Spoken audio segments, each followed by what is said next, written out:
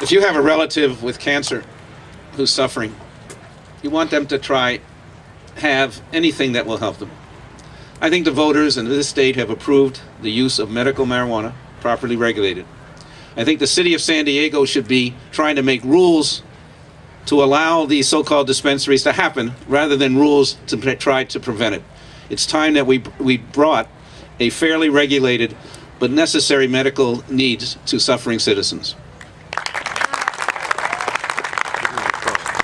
Proposition 215 passed in 1996 to allow for the medicinal use of marijuana, and I have sympathy and compassion for those who are suffering. As mayor, we will implement the law consistent with state law, but I don't support the sale and distribution of marijuana for recreational use.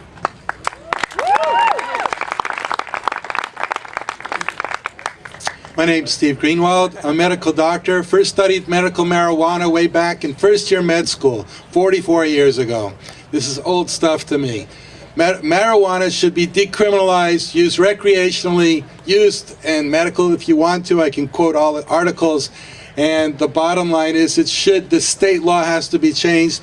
I own a property on Park Boulevard. I've just been asked by the city attorney to close 7 dispensaries. Totally inappropriate. My bottom line is decriminalize all substances and let's tax them, make some money. Thank you.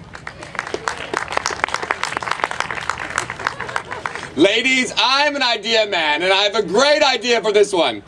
Let's devote a small section of downtown, call it Little Amsterdam. We'll sell the marijuana there. The tourism will influx in. We'll make sure that it be taxed, and we'll make money off selling the marijuana.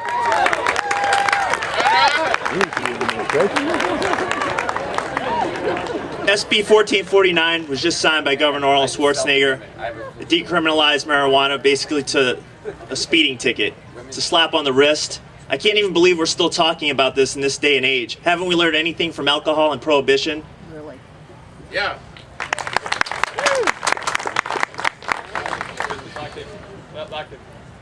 Oh, I'm sorry.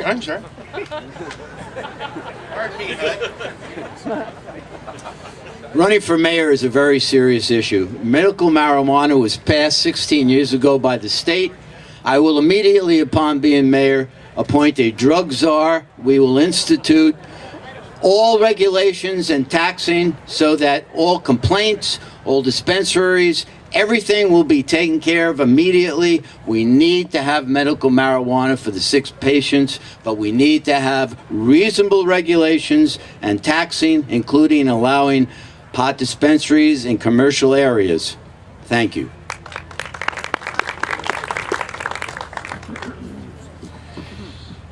I'm already a pro-medical marijuana candidate. I've been smoking pot for 30-some years. I used to smoke pot when I was at San Diego State in Bob's class. I used to smoke pot when I taught at San Diego State. I used to smoke pot when I taught at National University. I've been a patient for years. That's because I've had 8 traffic accidents. I've had my spine and my pelvis crushed by cars and junior high school students, and that's why I'm on the medical marijuana program. This is important. Hemp can make paper, hemp can make rope, hemp can make plastic, hemp can make clothing. It can completely... Oh, there's the whistle. Thank you, folks. Loch David Crane. And I'm a smoker. Are you? This lady isn't. Maybe that should be the question for the next candidates, for everybody. Very specifically, when do you smoke marijuana? Okay, so we're going to step back a little bit now and go back to the vision idea that we were talking about. Candidates will have 60 seconds. But what I want to know is, give it the PolitiFest pause here for a second.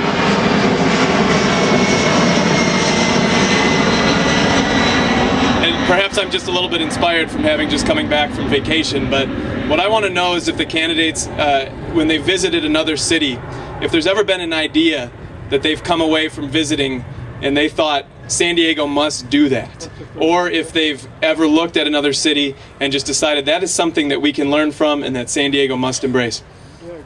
We've got 60 seconds, and we're going to start with Nathan Fletcher. I think there's certainly a lot of examples out there. A few that come to mind, if you go to Chicago and you look at what's happening in Millennium Park, I think as we talk about Balboa Park, we can learn a great deal there.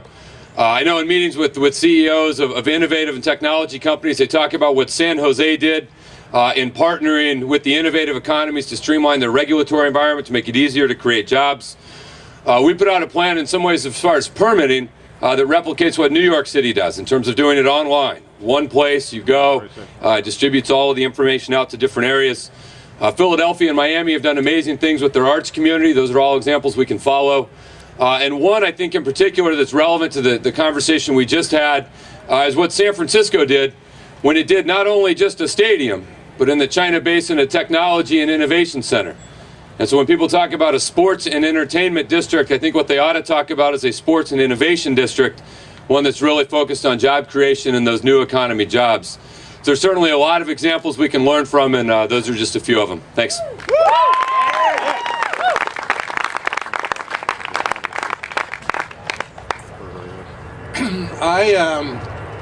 I really enjoyed my time in Stockholm.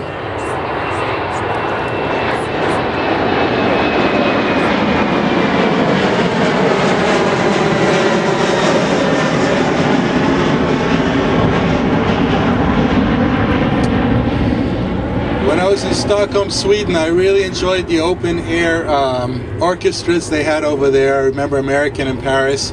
I think promenades is a great idea, like in Paris, and we should make many more promenades here in San Diego, where the street is shut off to cars, and that would be create more industry, more business for the people and promenades. So I'd like to see more promenades in San Diego. Thank you. I like the promenade idea. Ladies, I think that everything we need to know, we already know within ourselves. But the problem is that the women don't believe they can make a difference. The men are running the country and they're running it into the ground. I have had my website, Girly Girly for Mayor, for 2 years, and all the emails I've gotten, except for one, has been from men. Some are bashing me, some are saying, thank you for empowering women. So I'm here to give you ladies a voice. Use your influence on your men to stop making them watch violent TV shows that are killing our children, that are bringing our guns to our schools. Let's stop making guns. I'm empowered. I'm passionate. I believe in what I'm saying. And I know that the ladies can make a difference in the world if you just step up and let your voice be heard. Thank you.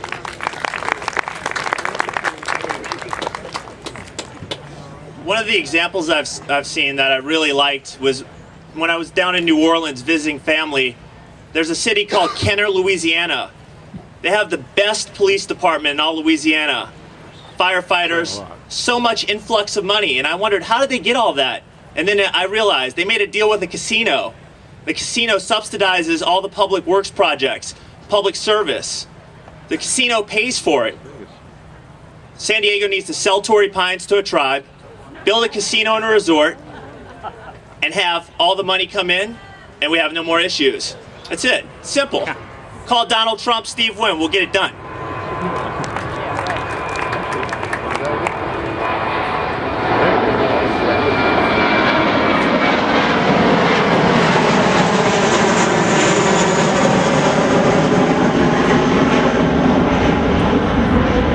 Unfortunately, this country is in a double-dip recession. There isn't one city in this United States that we can look to as a model. Thus, I promise to the citizens here that we're going to make San Diego America's finest city once again. We are going to put enough police on the street, firemen out there, lifeguards, raise city services back up to 100%, and we're going to make the legal residents of this city proud once again to be the leading city in the United States. Not one city can I look to at this point that has any clue, including this city government. We're going to restore the ethics, we're going to restore the services, and we're going to make every person in this city and who comes to this city proud to be here. It's going to be a clean city, no potholes, no weeds, no problems with our police or fire or anything else. I promise the citizens we will make this the finest city once again, especially with the services. Thank you.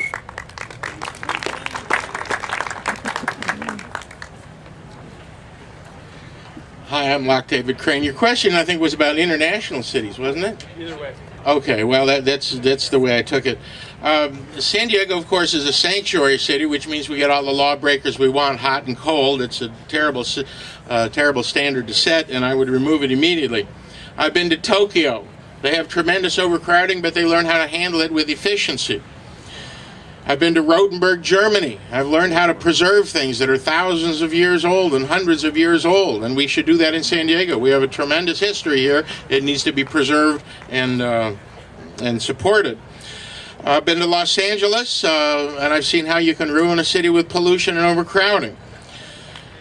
I've been to Munich. It has wonderful open promenades. Girly Girl has all the promenades all locked up. But indeed, it's a great way to let local entertainers make a little bit of money by working the edges of the promenades, as opposed to being stuck with only 15 spaces in Balboa Park, as the entertainers are now. I've been to Yuma and Camp Pendleton. That's where I donate shows to Marine Corps and their families when they come home. And that's the way it sounds on the drill team.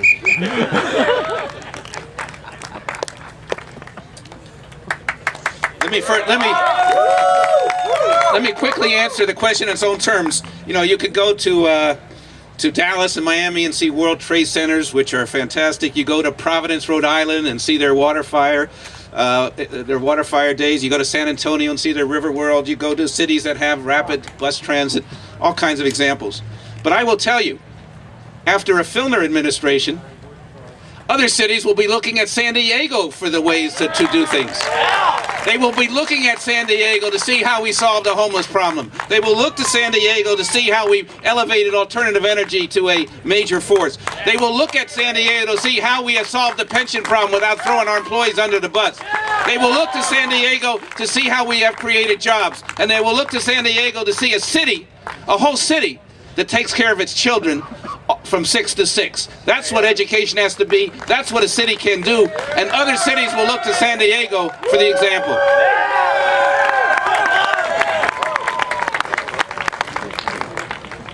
Thank you, gentlemen. We are going to bring this train in on time. We have one more round. We want to get to the idea tournament here.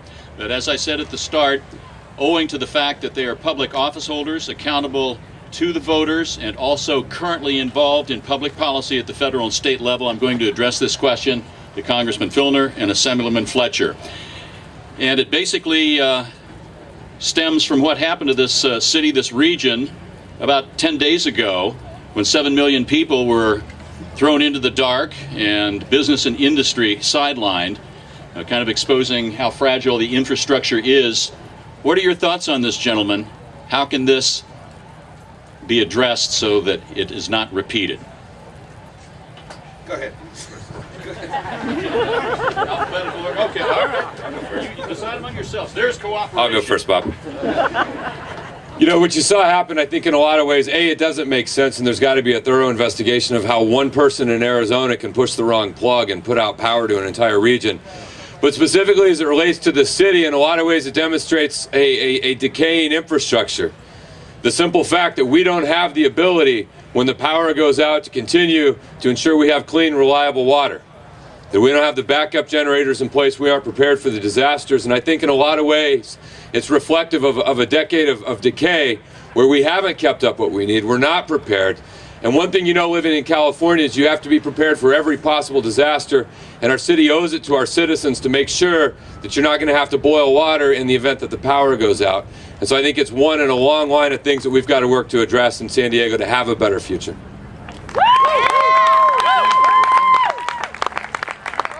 I support everything that Nathan just said, and in the Filner administration, he will be director of our emergency preparedness. All right.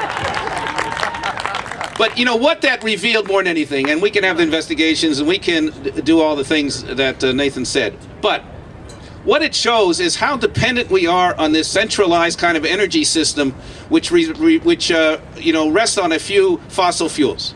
if this city was decentralized, if we had solar power, if we went to wind power, if we went to the geothermal, we wouldn't have the same kind of cascading effect on us. Each one of us with a photovoltaic cell, each one of us could in fact provide the electricity that we need. Let's begin to move off as a city.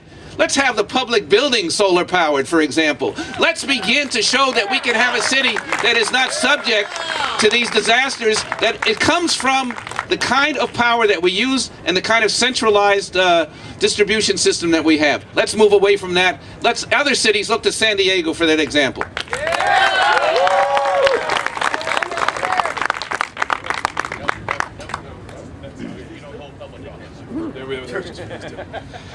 All right. We don't need more police. We need less criminals. And I think that would be a perfect note to end the first mayoral debate on. So please join me in giving a healthy round of applause to all the candidates.